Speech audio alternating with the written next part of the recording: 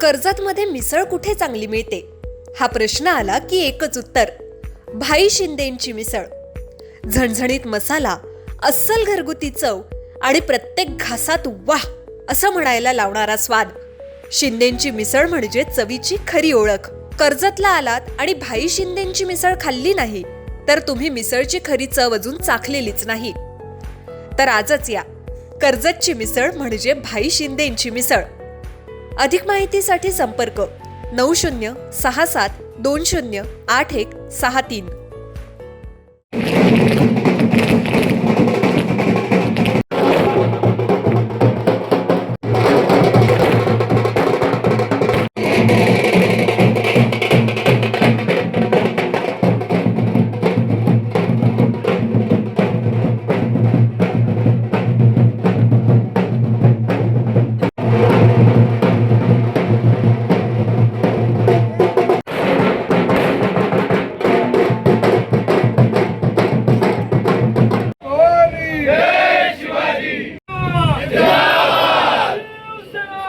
छत्रपती शिवाजी महाराज की जय. छत्रपती संभाजी महाराज की जय.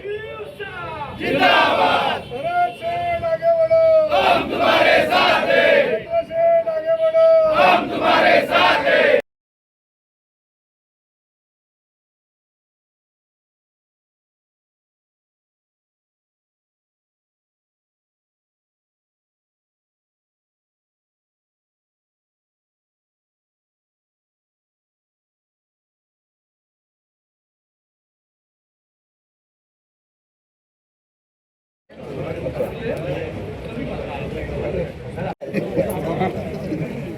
भरत शेठ हे रायगडचे पालकमंत्री झाल्यामुळे आम्हाला जी कामे आता आमची प्रलंबित होती DPTCच्या माध्यमातून असतील, जिल्हा नियोजनची जी कामे आहेत या संदर्भात संपूर्ण रायगड जिल्ह्यामध्ये जिल्हा परिषद असेल या सगळ्या माध्यमातून ज्या स्वायत्त संस्था आहेत यांच्या माध्यमातून रायगडच्या विकासाला गती देण्यासाठी जी कामे प्रलंबित असतील ते अधिक वेगाने कशी होतील मुख्यमंत्र्यांशी चर्चा करून, उपमुख्यमंत्र्यांशी चर्चा करून रायगडला जास्तीत जास्त निधी कसा आणता येईल यासाठी भरत शेठ प्रामाणिकपणे काम करणारं नेतृत्व आहे आणि गरिबांचा दाता आहे, गरिबांचा नेता आहे आणि अशा नेतृत्वाकडे पालकमंत्रीपद गेल्यामुळे सर्वसामान्यांना न्याय मिळेल आणि याच भावनेतून आम्ही सारेजण एकत्रपणे त्यांच्या पाठीशी ठामपणे उभे राहिलेलो होतो आणि आज भरत शेठ यांना रायगडचे पालकमंत्री केल्यामुळे संपूर्ण रायगड जिल्ह्यामध्ये जल्लोषाचं वातावरण आहे.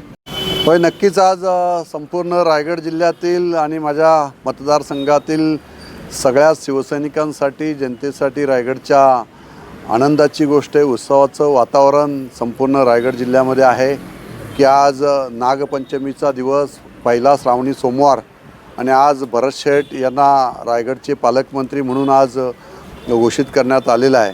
त्यामुळे संपूर्ण रायगड जिल्ह्यामध्ये आनंदाचं वातावरण आहे.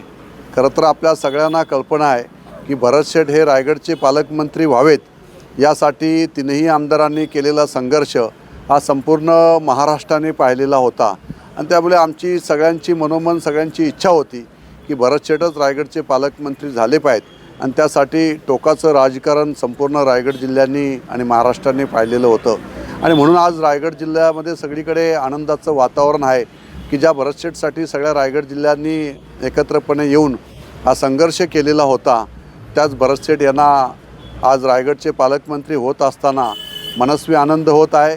मी मनापासून महाराष्ट्राचे मुख्यमंत्री देवेंद्रजी फडणवीस साहेब आणि खास करून माझे मुख्य नेते आणि शिवसेनेचे नेते सन्माननीय शिंदेसाहेब उपमुख्यमंत्री यांनी जे योगदान आमच्या सगळ्यांसाठी, रायगडकरांसाठी दिलेलं आहे ते कदापि आम्हाला विसरता येणार नाही.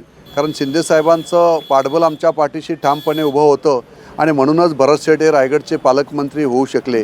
त्यामुळे राष्ट्रवादीच्या सुनेत्राताई यांनासुद्धा मनापासून मी त्यांचेसुद्धा आभार व्यक्त करतो की त्यांनीसुद्धा सगळ्यांनी, वरिष्ठ नेत्यांनी एकत्रपणे येऊन भरत शेठ यांना रायगडचं पालकमंत्री करण्यासंदर्भात सगळ्यांनी एकमताने निर्णय झाला आणि या गोष्टीचा संपूर्ण रायगड जिल्ह्यामध्ये सगळ्यांना आनंदाचं वातावरण आज सगळीकडे रायगड जिल्ह्यामध्ये पाहायला मिळते. आज आपण पाहताय की कर्जतमध्ये सुद्धा या ठिकाणी फटाक्यांची आतषबाजी करण्यात आली. कार्यकर्त्यांनी घोषणा देऊन या ठिकाणी जल्लोष केलेला आहे. हा जल्लोष फक्त भरत शेठ हे रायगडचे पालकमंत्री झाले आणि खऱ्या अर्थाने रायगडच्या विकासाला गती देण्याचं काम आता भविष्य काळामध्ये आम्ही सगळेजण एकत्रपणे येऊन करू असं सगळ्यांना या ठिकाणी सांगतो. लवकरच आम्ही भरत शेठ यांना रायगडचं पालकमंत्रीपद मिळाल्यामुळे त्यांचं कर्जतमध्ये या ठिकाणी नागरी सत्कार आम्ही त्या ठिकाणी ठेवणार आहोत. शिवसेना, भाजप असं आम्ही एकत्रपणे, राष्ट्रवादी आले बरोबर तर त्यांनाही बरोबर त्या ठिकाणी घेऊ. त्यामुळे आम्ही सगळ्यांना, महायुतीच्या सगळ्या लोकांना एकत्रपणे बोलून त्या ठिकाणी भरत शेठ यांचा माझ्या मतदारसंघामध्ये या ठिकाणी कर्जत येथे आपण नागरी सत्कार आम्ही त्या ठिकाणी ठेवणार आहोत. ते भरत शेठ रायगडचे पालकमंत्री झाल्यामुळे भरत शेठ मंत्री तर होतेच आणि त्या माध्यमातून रायगडच्या आणि आपल्या मतदारसंघातील प्रमुख विकास कामांना गती देण्याचं काम आम्ही एकत्रपणे करणार आहोत. मेन प्रामुख्याने इथला या कर्जत तालुक्यातला पाण्याचा जो प्रश्न आहे, हा प्रश्न गेली मधल्या काळामध्ये जलजीवन मिशनच्या योजनेला सेंट्रलमधनं सुद्धा फंड आलेला नव्हता. त्यामुळे बऱ्याचशा योजना ह्या प्रलंबित राहिलेल्या होत्या. या साऱ्या योजनांना जो निधी आपल्याला लागणार आहे तो केंद्र शासनाकडनं आणि राज्य शासनाकडनं हा निधी एकत्रपणे उभा करून सगळ्या योजना ज्या प्रलंबित राहिलेल्या आहेत या योजना कर्जत तालुक्यातल्या पूर्ण केल्या जातील आणि प्रत्येक गाव, प्रत्येक घरामध्ये त्या ठिकाणी पिण्याचं स्वच्छ पाणी कसं मिळेल हा प्रयत्न त्या ठिकाणी आम्ही करणार आहोत. दुसरा महत्त्वाचा विषय म्हणजे कर्जत तालुक्यामध्ये मोठमोठे प्रोजेक्ट या ठिकाणी आलेले आहेत. या प्रोजेक्टमध्ये पोशिरचा डॅम त्या ठिकाणी होणार आहे, सिलार डॅम होणार आहे, कोंढाणा डॅम या ठिकाणी होत आहे. परंतु स्थानिक शेतकऱ्यांचे प्रश्न मात्र त्या ठिकाणी प्रलंबित आहेत. शेतकऱ्यांना विश्वासात अजूनपर्यंत शासनाने त्या ठिकाणी घेतलं गेलेलं नाही आहे. त्यामुळे जोपर्यंत शेतकऱ्यांचे प्रश्न मार्गी लागत नाही तोपर्यंत ह्या धरणांना आम्ही त्या ठिकाणी पाठिंबा त्या ठिकाणी देणार नाहीत. त्यामुळे पालकमंत्री आमचा असल्यामुळे या ठिकाणी आता बैठक घेऊन हा प्रश्न आपण त्या ठिकाणी मुख्यमंत्र्यांशी चर्चा करून माझ्या स्थानिक शेतकऱ्यांचा पहिला प्रश्न सोडवावा अशी भूमिका आमची त्या ठिकाणी राहील. त्यानंतर टोरंटसारखा प्रोजेक्ट या ठिकाणी आलेला आहे. या ठिकाणी सुद्धा टोरंटमध्ये बरंचसं ॲक्विशन त्या ठिकाणी होणार आहे. पण स्थानिकांना हवा असणारा रेट शासनाने त्या ठिकाणी देवा. टोरंट हा या ठिकाणी बिझनेस करण्यासाठी आलेला आहे. असं नको व्हायला की जसं मागच्या वेळेला पुन्हा एकदा ईस्ट इंडिया कंपनी आली आणि ती पुन्हा एकदा त्या ठिकाणी इंग्रजांचं राज्य करून त्या ठिकाणी गेली. अशाच पद्धतीने परत एकदा टोरंट या ठिकाणी येईल आणि स्थानिकांना त्या ठिकाणी त्रास होईल. तर स्थानिकांना विश्वासात घेऊनच त्या ठिकाणी जे प्रोजेक्ट कर्जतमध्ये येणार आहेत हे सारे प्रोजेक्ट आता पालकमंत्र्यांना बरोबर घेऊन यांच्याशी बैठका घेऊन हे प्रोजेक्ट सगळ्यांना आपल्याला त्या ठिकाणी स्थानिकांना न्याय कसा मिळेल हा प्रयत्न आम्ही त्या ठिकाणी या सगळ्या प्रोजेक्टच्या माध्यमातून आणि पालकमंत्र्यांच्या माध्यमातून त्या ठिकाणी करणार आहोत. नाही, आता 3 पक्षांचं सरकार राज्यामध्ये असल्यामुळे हे सगळे भांडं लागणारच. परंतु रायगडमध्ये मागच्या टर्ममध्ये सुद्धा 3 आमदार शिवसेनेचे होते आणि याही टर्ममध्ये शिवसेनेचे 3 आमदार असल्यामुळे आमची प्रामुख्याने मागच्या टर्मपासून या ठिकाणी आमची ठामपणे भूमिका होती का जर मागच्या शिंदेसाहेब मुख्यमंत्री असताना जर त्या काळामध्ये भरत शेठना मंत्रिपद दिलेलं होतं पण त्यांनी स्वतःहून ते मंत्रिपद त्या ठिकाणी समोरच्यांना कार्यकर्त्यांची नाराजी नको म्हणून बहाल केलेलं होतं. कदाचित भरत शेठ त्यावेळेस जर मंत्री झाले असते तर त्याच वेळेस रायगडचे पालकमंत्री झाले असते. त्यामुळे शिवसैनिकांची भावना होती की भरत शेठ त्यावेळेस मंत्री होऊ शकले नाहीत, त्यामुळे रायगडला पालकमंत्रीपदसुद्धा आम्हाला त्या ठिकाणी मिळालं नव्हतं. त्यामुळे आता भरत शेठ जर रायगडचे मंत्री झालेले आहेत तर भरत शेठच रायगडचे पालकमंत्री झाले पाहिजेत. या भूमिकेतून आम्ही सगळेजण एकत्रपणे त्या ठिकाणी आलो आणि म्हणून आमचा संघर्ष त्या ठिकाणी मित्रपक्षांशी जरी त्या ठिकाणी असला तरी आम्ही आमच्या भूमिकेशी त्या ठिकाणी ठाम होतो की शिवसेनेला या ठिकाणी न्याय मिळाला पाहिजे. कारण शिवसेना हा रायगड हा शिवसेनेचा बालेकिल्ला आहे. छत्रपती शिवाजी महाराजांची भूमी आहे आणि वंदनीय बाळासाहेबांनी छत्रपतींचे विचार घेऊन 19 जून 1966ला शिवसेनेची जी स्थापना केली तो भगवा ध्वज जो खांद्यावर घेतला तो छत्रपतींच्या विचारांचा होता आणि छत्रपतींचा हा रायगड छत्रपतींची पदस्पर्शाने पावन झालेली भूमी असल्यामुळे या रायगडच्या भूमीमध्ये शिवसेनेचा पालकमंत्री व्हावा ही शिवसैनिकांसाठी फार मोठी अभिमानाची गोष्ट आहे. या संदर्भात तर बघा की राज्यामध्ये सरकार एकत्रपणे चालवायचं असेल तर 3 पक्षांचं सरकार आहे. प्रत्येक पक्षाला त्या ठिकाणी मानाचं स्थान सत्तेमधलं मिळालं पाहिजे. त्यामुळे त्या ठिकाणची जी अनिकेत तटकरे यांना विधान परिषदेची जी उमेदवारी जी दिली ती त्यांची सिटिंग सीट होती. त्यामुळे त्यांचा आग्रह राष्ट्रवादीचा त्या ठिकाणी होता की आमची सिटिंग सीट आम्हाला मिळाली पाहिजे. नाहीतर तसं पाहिलं तर संपूर्ण रायगड विधानसभा परिषदमध्ये सर्वात जास्त मतदान हे शिवसेनेचं त्या ठिकाणी होतं.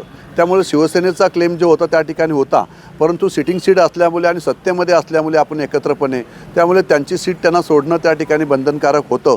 परंतु रायगडचं पालकमंत्रीपद हे शिवसेनेला मिळालं पाहिजे ही ठाम भूमिका आम्ही शिंदेसाहेबांकडे 3 आमदारांनी आणि भरत शेठने आम्ही एकत्रपणे एकत्रितपणे घेतली आणि साहेबांनी मग वरिष्ठ लेवल तशी चर्चा केली की विधान परिषद त्या ठिकाणी अनिकेत तटकरेंना जात असेल तर पालकमंत्रीपद हे त्याच वेळेस त्या ठिकाणी भरत शेट यांना डिक्लेअर घोषित करावं असं आमच्याशी त्यावेळेस नंदनवनला चर्चा झालेली होती आणि साहेबांनी आम्हाला ठामपणे सांगितलं होतं की अशाच पद्धतीचा निर्णय त्या ठिकाणी वरिष्ठ लेवलला ठरलेला आहे, त्यामुळे तुम्ही ठामपणे त्या ठिकाणी अनिकेत तटकरेंचं एकत्रपणे येऊन काम करावं आणि त्यामुळेच आम्ही त्या ठिकाणी एकत्रपणे निर्णय घेतला.